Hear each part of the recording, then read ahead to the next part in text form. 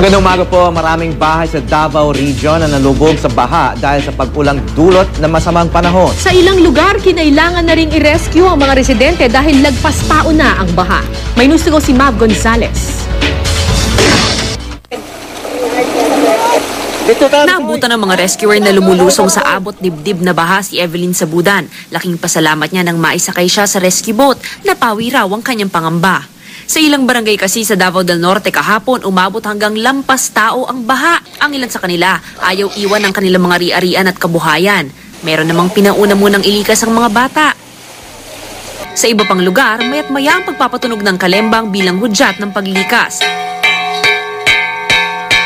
Sakaling magtuloy-tuloy ang masamang panahon, nananatiling nakaalerto ang lokal na pamahalaan. Size ni Governor de Rosario is zero casualty in our province.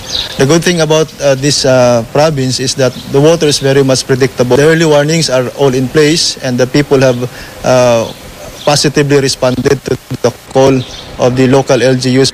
Umapaw naman ang mga ilog sa Katiil, Davao Oriental at nagdulot ng matinding pagbaha. Halos bubong na lang ng mga bahay ang kita, pati mga paaralan, nalubog. Hindi rin madaanan ng ilang kalsada. Ang ilang motorista napitang magbangka na lang. Mav Gonzales, GMA News.